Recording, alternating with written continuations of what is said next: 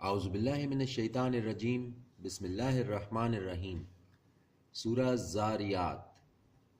شروع اللہ کے نام سے جو بڑا مہربان نہایت رحم والا ہے۔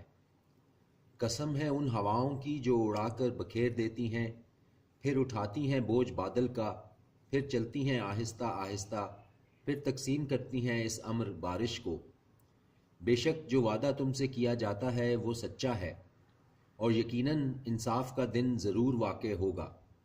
اور قسم ہے آسمان کی جس میں راستے ہیں، بے شک تم ہو ایک بات میں اختلاف والی۔ پھیرا گیا اس قرآن سے جو پھرا ہوا ہے، ہلاک ہوئے اٹکل دوڑانے والے، وہ جو بے خبری میں بھولے ہوئے ہیں۔ پوچھتے ہیں کہ کب ہوگا جزا کا دن، وہ دن جب وہ آگ میں تپائے جائیں گے۔ چکھو مزہ اپنی شرارت کا، یہ وہی ہے تم جس کے لیے جلدی مچایا کرتے تھے۔ بے شک متقی ہوں گے باغوں میں اور چشموں میں، لے رہے ہوں گے جو دیتا ہوگا انہیں ان کا رب۔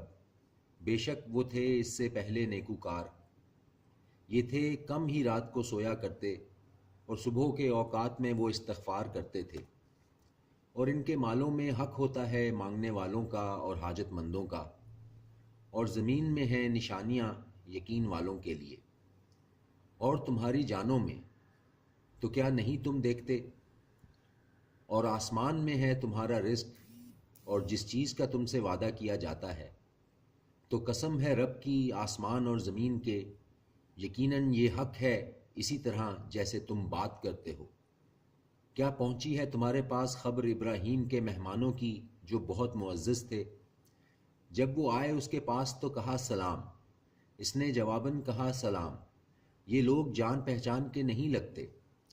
پھر وہ چلا گیا اپنے گھر والوں کے پاس، پھر لے کر آیا ایک بچڑا بھنا ہوا موٹا تازہ، پھر رکھا ان کے آگے، کہنے لگا کیوں نہیں کھاتے؟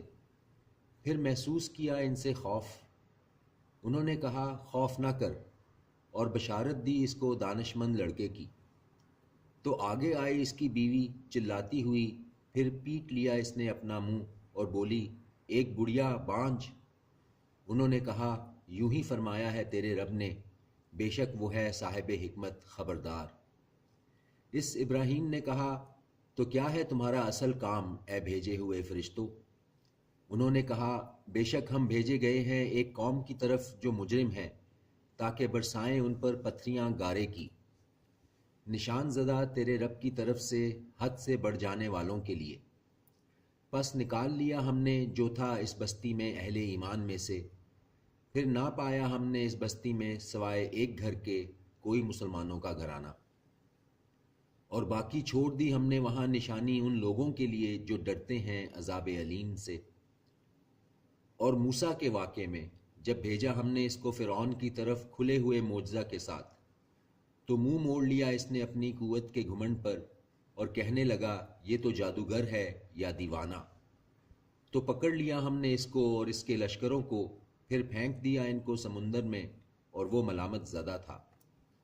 اور عاد کے واقعہ میں جب بھیجی ہم نے ان پر ایک نامبارک آندھی، نہ چھوڑتی تھی وہ کوئی چیز، چلتی تھی وہ جس پر، مگر یہ کہ کر ڈالتی تھی اس کو جیسے ریزہ ریزہ۔ اور سمود کے واقعہ میں جب کہا گیا ان سے کہ فائدہ اٹھا لو ایک وقت تک، پس انہوں نے سرکشی کی اپنے رب کے حکم کی، سو آ پکڑا ان کو کڑک نے اور وہ دیکھ رہے تھے۔ پھر نہ وہ طاقت رکھتے تھے کھڑے رہنے کی، اور نہ بچاؤ کر سکتے تھے۔ اور نوح کی قوم کو اس سے پہلے ہم ہلاک کر چکے تھے، بے شک وہ لوگ تھے نافرمان۔ اور آسمان بنایا ہم نے اس کو اپنی قدرت سے، اور یقیناً ہم ہر طرح کی وسعت رکھتے ہیں۔ اور زمین بچھایا ہم نے اس کو، تو کیا خوب ہم بچھانے والے ہیں۔ اور ہر چیز کے ہم نے پیدا کیے دو جوڑے تاکہ تم نصیحت حاصل کرو۔ تو دوڑ چلو تم اللہ کی طرف، بے شک میں تم کو اس کی طرف سے خبردار کرنے والا ہوں کھلے طور پر۔ اور نہ بناؤ اللہ کے ساتھ معبود دوسرا، بے شک میں تم کو اس کی طرف سے ڈرانے والا ہوں کھلے طور پر۔ اسی طرح نہیں آیا ان لوگوں کے پاس ان سے پہلے کوئی رسول، مگر انہوں نے کہا جادوگر یا دیوانہ۔